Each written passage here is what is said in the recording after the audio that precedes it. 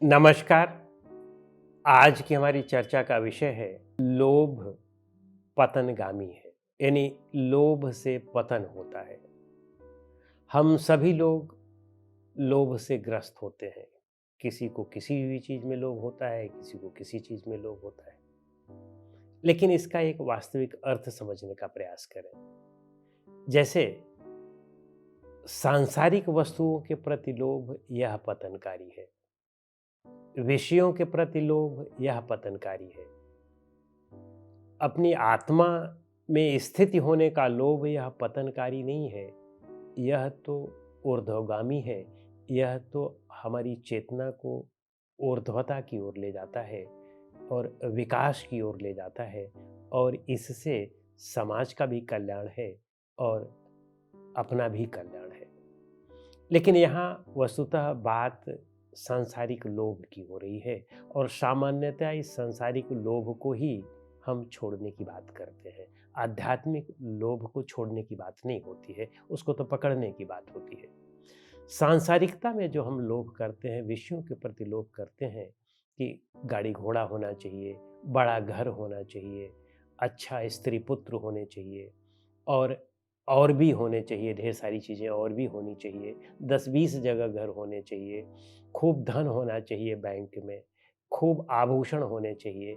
ये सब सारी चीज़ें जो हम लोभ करते हैं, यह हमारे लिए पतनकारी है, और यह हमें दुःख पर दुःख भोगने के लिए विवश करता है। ढेर सारे लोग मिलावटबाजी करके, झूठ चकार करके, और भी अन्य सारे गलत साधनों का उपयोग करके खूब धन कमा लेते हैं। यहाँ तक कि उसके लिए हत्या भी करने से नहीं हिचकते हैं। यानी कबाड़ इकट्ठा करने के लिए किसी प्राणी की भी हत्या कर देते हैं, और इससे यद्यपि धन तो उनमें इकट्ठा हो जाता है, लेकिन जितना ही धन इकट्ठा हुआ, उससे ज़्यादा दुख इकट्ठा करते जाते हैं, और उससे ज़्यादा दुखी होते जाते हैं। परिवार में शांति नहीं है, अपने आप में शांति नहीं है, ढेर सारे रोगों के घर हो गए हैं, और साथ में रात में नींद नहीं आती है। यानी कहीं पर भी जो है वह शांति नहीं मिलती है, लेकिन फिर भी ये सब चीज़ें करने के लिए तैयार होते हैं। वस्तुतः लोभ हमारे मन का एक रोग है, और जब यह रोग हो जाता है, तो समस्या इस बात की है कि इस रोग की दवा कहीं बाहर बाजार में मिलती भी नहीं है। आप कोई भी प्रयास कर लें, कुछ भी कर लें, उसकी दवा नहीं मिलती है। और समस्या इस बात की एक बात ये भी है कि जो लोभ का रोग होता है, तो हम यह समझ भी नहीं पाते हैं कि हम रोगी हैं। हम समझते हैं कि ये बहुत अच्छी बात है, और इसके लिए हम सारे पाप पर पाप करते जाते हैं, और समझते हैं कि हम बहुत बढ़िया काम कर रहे हैं, लेकिन दुख पर दुख भी भोगते जाते हैं। इससे बचने का क्या तरीका है? बचने का तरीका सिर्फ और सिर्फ एक ही है, वह है अपने मन को समझना। विषयों के प्रति संपूर्ण आकर्षण को समाप्त करना पड़ता है। सारे विषय इस संसार में जितने भी हैं, आँख से जो देखने वाला विषय है, उसमें यदि कहीं पर आकर्षण करोगे, या कहीं पर जो है उसमें ईर्ष्या और द्वेष करोगे, तो उन सब में आपको दुःख ही भोगना पड़ेगा। पेट भर दुःख भोगना पड़ेगा। या कुछ सुनने में आपको अच्छा लगता है कि हाँ, हमेशा हमारी बड़ाई होती रहे, हमें कोई जो है खराब न कहे। भले ही हम खराब आचरण करते रहें, लेकिन लोगों को रोग हो जाता है कि बस खूब अच्छे से अच्छा करते रहें, खूब अच्छे से अच्छा लोग हमारी बड़ाई करते रहें। यह बात का लोभ होता है। कुछ लोगों को खाने का लोभ होता है, कुछ लोगों को स्पर्श का लोभ होता है, लेकिन वास्तव में ऐसा होता नहीं है। गहराई से विचार करें। इन सब चीज़ों से सुख शांति नहीं मिलने वाली है। हाँ, जीवन निर्वाह के लिए धन की आवश्यकता होती है। जीवन निर्वाह के लिए कपड़े की आवश्यकता होती है, घर की आवश्यकता होती है, खाने की भोजन की आवश्यकता होती है। ठीक है, कुछ लोगों को जीवन साथी की भी आवश्यकता होती है, वह भी बुराई नहीं है, लेकिन आवश्यकतावश। तृष्णा ना पाली जाए इसकी, इसकी इच्छा ना पाली जाए। और जहाँ इसकी इच्छा पालते हैं, इसकी तृष्णा पालते हैं, वहाँ पर लोभ बढ़ना स्वाभाविक है, और वह लोभ कभी हमें सुख और शांति से बैठने नहीं देता है। आप देखें कि किसी भी चीज़ का लोभ करें, यदि आप मान लो धन का लोभ करते हैं, तो उसमें क्या होता है? खूब आप मिलावटबाजी करके उल्टा सीधा करके आप धन कमा लेते हैं, घूस वगैरह करके खूब धन कमा लेते हैं। फिर उस धन की सुरक्षा में अपना ध्यान लगाते हैं कि कहीं कोई जो है मार न दे, चोर ना आ जाए। और आप देखे होंगे, हमने भी देखा है कि ढेर सारे लोग ऐसे होते हैं कि खूब धन कमाते हैं और खूब कंजूसी करके के धन कमाते हैं, उल्टा सीधा करके धन कमाते हैं, और फिर पता लगा किसी ने मार दिया और सारा धन हड़प लिया, सब बेकार चला गया।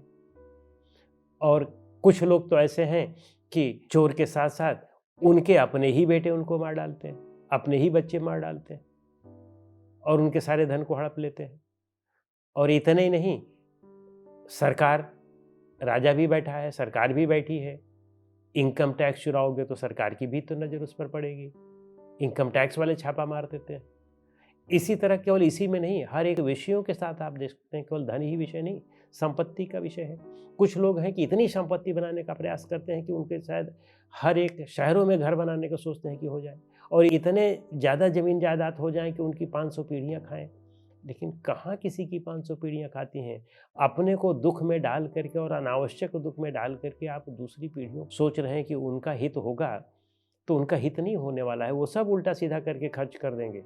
हर एक व्यक्ति को यह चाहिए कि उतना ही कमाए कि जितने में उसका भरण-पोषण हो जाए, और साथ में बच्चों को अगर थोड़ा-सा घर आदि हल्का-फुल्का मिल जाए, तो बस इतने में ही अपने आप को संतुष्ट माने। बाकी बच्चों को स्वयं के ऊपर निर्भर रहने की आदत डलवाना है। हमारे अपने ऊपर न निर्भर रहें, बच्चों में अपने आत्म स्वावलंबन की आदत डालें, अपने ऊपर निर्भर होने की आदत डालें। उनमें लोभ न पैदा किया जाए और उनको वह चीज़ें बिल्कुल न दी जाएँ जिससे उनका पतन हो सकता हो। अन्यथा आप अपने लिए तो बिगड़ी घड़ी बनते ही हैं, उनके लिए भी बिगड़ी घड़ी बनते हैं। तो इसलिए लोभ का पूरी तरह से परित्याग करना होता है।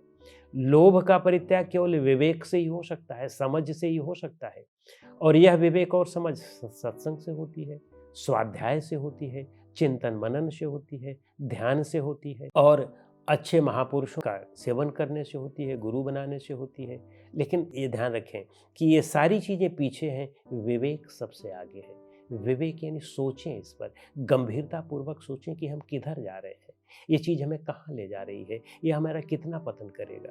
ढेर सारे लोगों को आप देखें कि उनके पास अपार संपत्ति होती है, लेकिन फिर भी रात में नींद नहीं आती है।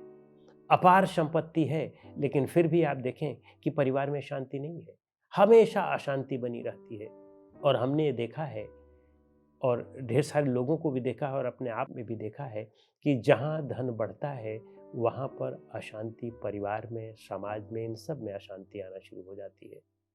घर परिवार में बहुत शांति है, भाई-भाई बहुत प्यार से रह रहे हैं, लेकिन जहाँ धन बढ़ना शुरू हुआ, देखें कि उनमें आपस में वैमनस्य आना शुरू हो जाता है।